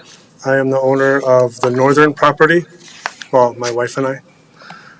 and I didn't realize I was making a presentation today. But in a nutshell, we're trying to renovate and improve the area and the restaurant bar that was existing, built in 1969. It hadn't had any renovations to it since then and was in a dilapidated state. We're just trying to pretty it up, bring it up to code, and make it a nicer place. I wasn't really expecting to speak today, but in a nutshell, that's all we're doing, is just trying to make it a better place with a better menu and cleaner, a place where family and kids are welcome, and it's not quite as dirty, and, just trying to make it a place to visit. Sure, I just want to make sure you can utilize your full time, so did you have any other points you wanted to get across, or? I did. A couple of the concerns that we had at our meeting in 2022, there was some concern about parking on the street. There was concern about it coming in and out of Holiday Drive from our parking lot. I wanted to let the commission know that we plan on closing off the two entrances to the parking lot that access Holiday Drive, and there will only be one access to the parking lot, which is on 38E, County Road 38E. We did that for two reasons, one of them being to add parking spaces, so patrons would not park on the street that's owned by the houses, the community up there, and another to make it safer for people pulling in and out of the parking lot there, which isn't, there's some trees and, it can be kind of a blind side coming in and out. So that was one thing we're doing to help with the community, to not have people park on the street behind the bar or on the side streets, to increase the parking spaces in the parking lot, which we raised from 28 parking spaces up to 38. When, according to what was needed, we needed 35 parking spaces for the square footage that we increased the bar. So we actually exceeded that to 38 spots. And the liquor store is closed down as of January 1st. So the liquor store is gone. We added 300 square feet to the restaurant area. And in that 300 square feet, there's a small stage for indoor music and karaoke, and a game room with a pool table and some video games. There isn't really any dining space in the additional 300 square feet, but needless to say, we needed to increase the parking capacity to accommodate for that, which we did. We plan on resurfacing the lot. We've poured all new concrete around the building, all ADA compliant and sloped, and poured concrete parking spaces out front to make it all accessible for handicapped people. Okay, is any other, just want to make sure you get your full 10 minutes. Anything else you'd like to emphasize? Otherwise, we probably might see if we have questions for you, so. So, and No. Commissioner Shaddock McNally, I believe Dawn Isaacs is on Zoom too. Okay. Who's also the applicant, I don't know. Yes, my wife is on Zoom. I don't know if she has anything to say. Sure, thank you, No. Rebecca. I'm here. He said it all. I don't have anything. Hi, Dawn. Hi. Would the other applicant like to add anything? Is it just her? Did you want to add anything, sir? Go ahead, come on up. Thank you. Thank you.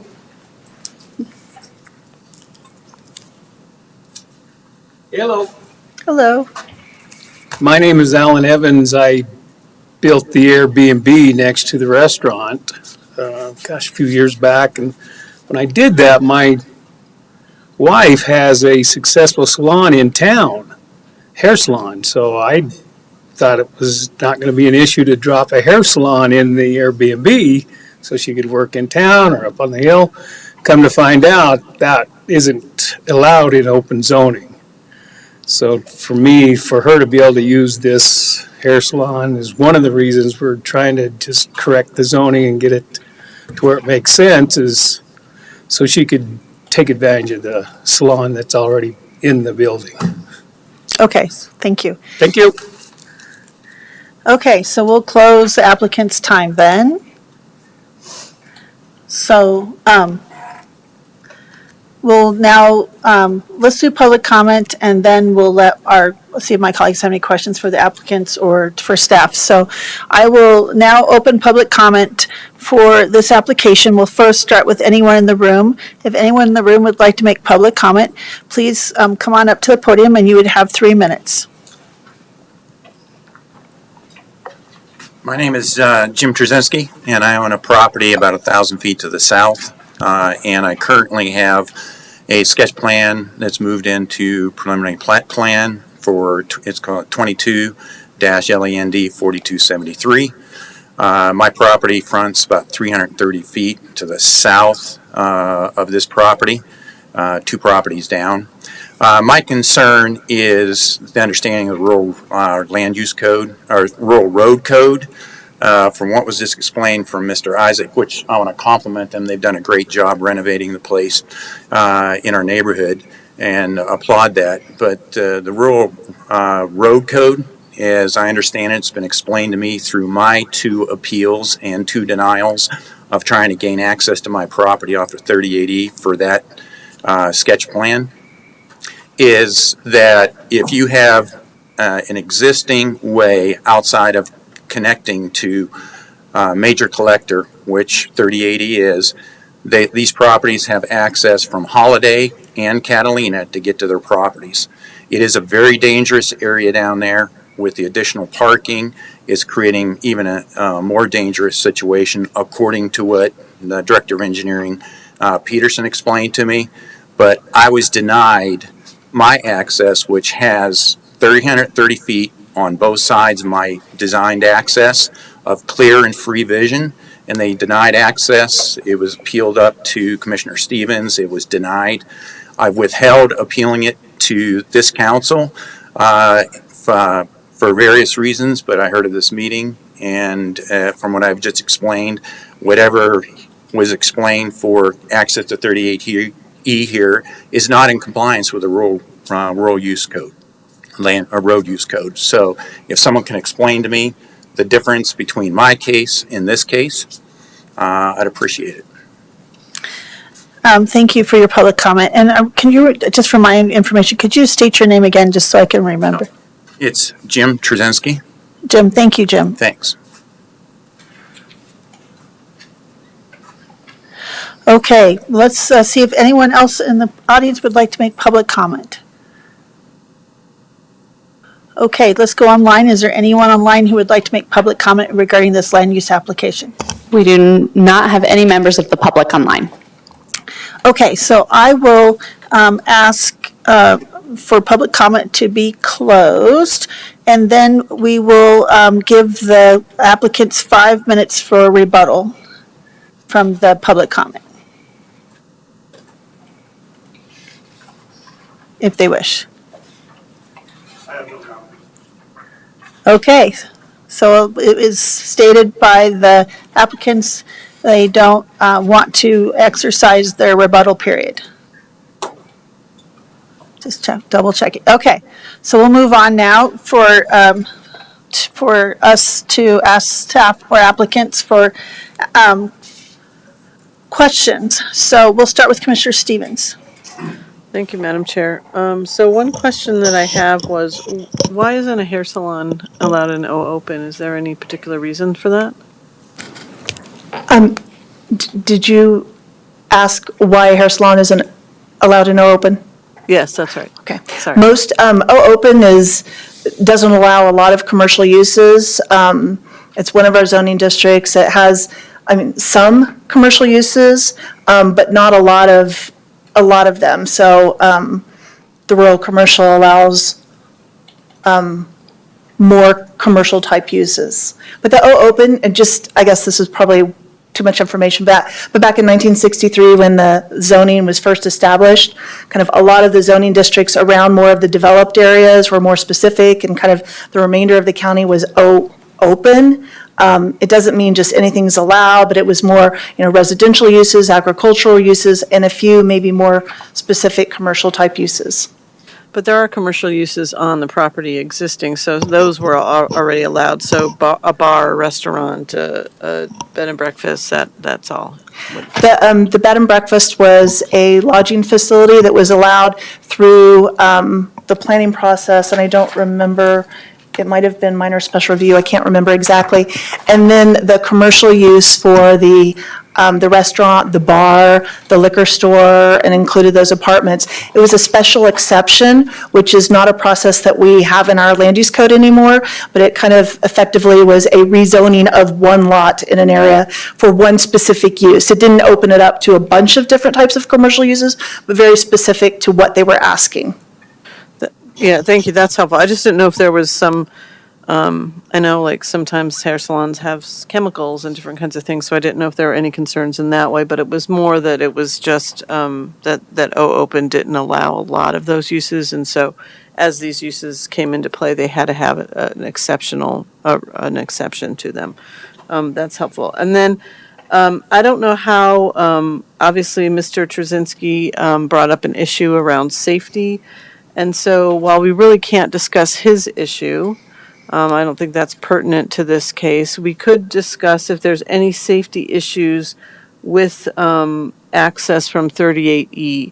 So the owners described kind of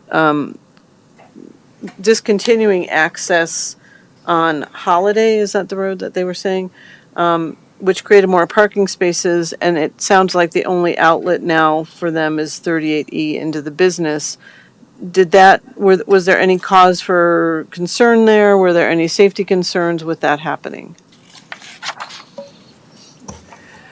So my understanding is, as part of the recent plan, our records show that they were closing one of the two access points off of Holiday Drive. I wasn't aware that both access points were going to be closing. But we were aware one of the two off of Holiday Drive, which is a local subdivision road, they had planned to close to rework their parking lot and make that more efficient with a few more spaces. I'm not aware of any safety issues or ongoing incidents at the 38E access. It is an existing access that was described in the history in Samantha's staff report. They've been there from quite some time, pre-1999. I don't know, I got that from our aerial photography. I don't know exactly the date of when the access points off 38E would have gone in, but they've definitely been there since prior to 1999. And I'm not aware of any specific concerns related to that access point. And thank you. And to Mr. Trzynski, and I appreciate him coming in today. We really can't discuss his situation, but I'm hoping that staff could separately help him understand some of the issues that came up with his scenario versus this scenario. But as was stated, I guess this is a business that's been in place since 1999, and we don't see any safety issues with regard to access to 3080. Yeah, I'm not aware of any accidents at that existing access point that's been there for quite some time. I think Mr. Isaacs. Are you willing to state that in my next appeal?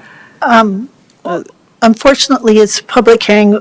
We'll have to have you ask some questions after the hearing, since we're just talking to staff. There's no more public comment, but I appreciate your frustration, and I'm hoping staff will maybe take a moment to speak with you after the hearing is over. So, and I appreciate it. Thank you. I'm sorry I just have to not allow outbursts or anything, but I appreciate you coming down. So I apologize, but I have to kind of keep order. So thank you.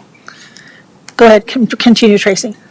Oh, that was all I had. Okay. Yeah, and that's, I just wanted to bring it up because I didn't want to, dismiss what had been said in public comment. I think it's important for the public to speak, but just knowing the parameters that we have to stay in when we're deciding one issue, we can't call into question another issue or why that had happened. So we're here to discuss only this issue, and it sounds like we haven't identified any safety issues with this property. So those are all my questions. Thank you.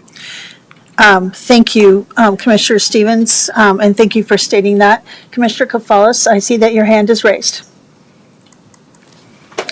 Thank you. I just wanted to perhaps further clarify that the issue before us today is whether or not to grant rezoning request from the open zoning district to the rural commercial zoning district. And should there be any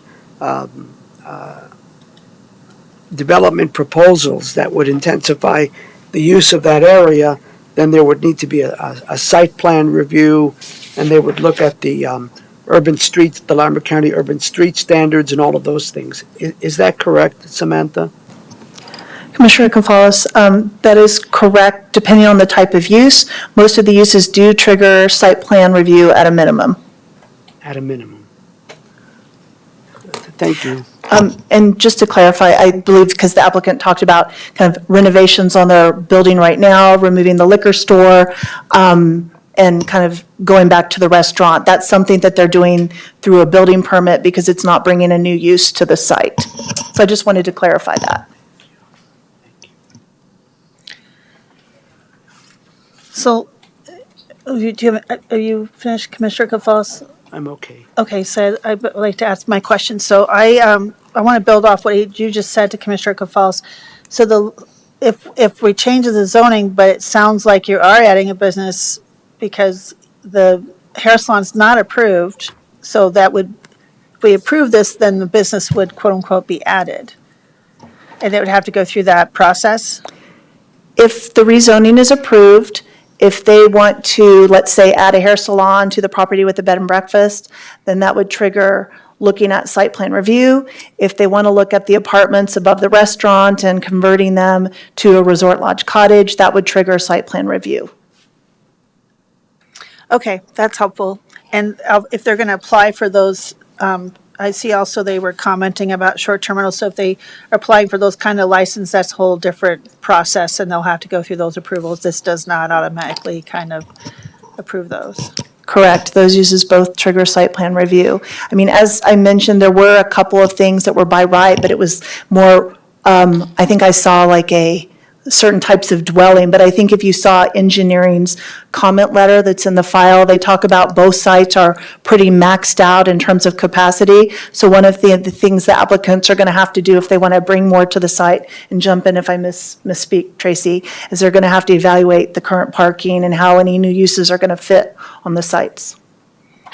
Well, that's what it was kind of in my head is like, how much more can you put on this property with parking and traffic and everything else? So, okay, well, I'm glad that you're all thinking about that, because that was my concern is, how much more can you put into that spot? So, okay, because, if you have a hair salon, that could add more cars and more people and, okay. All right, so I'm glad Commissioner Gonzalez asked that question. It will at least trigger a site plan review at the minimum is what I heard, correct? Just to make sure I heard that correctly? Correct. For the commercial uses that we talked about, the hair salon and resort lodge cottage, they both require site plan review. Okay, thank you.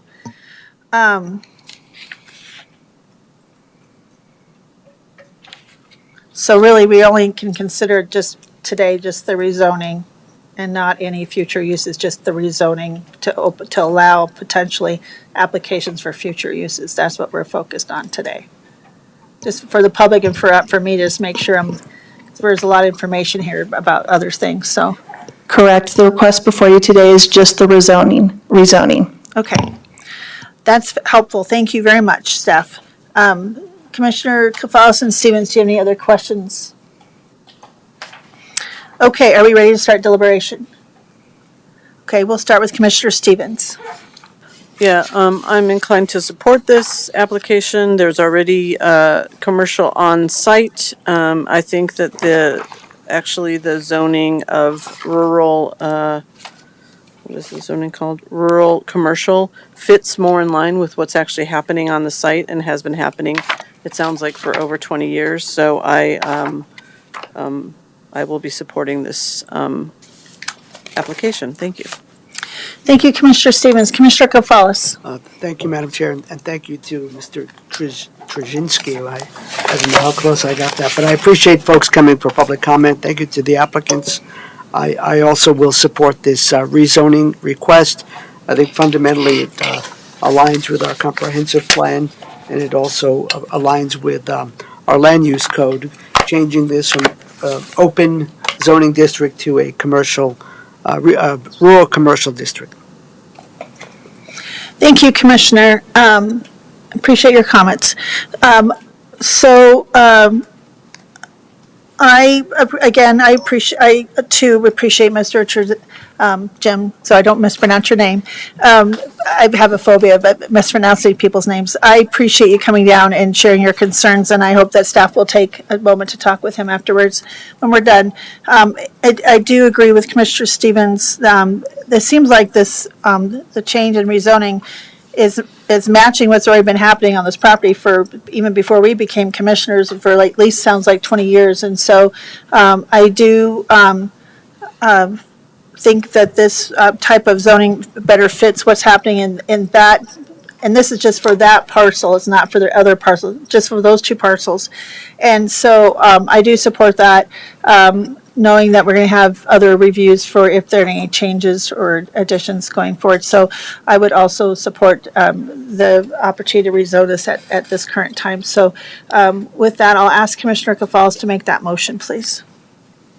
Thank you, Madam Chair. I move that the Board of County Commissioners approve the Isaacs Evans rezoning file number 22-zone 3307. Thank you, Commissioner, for that motion. Any further discussion? All right, all those in favor? Aye. Aye. Okay, we have made it through all of our land use items on our consent and discussion agendas with no further items or discussion to be had by the Board of County Commissioners at 5:02. We are adjourned. Thank you.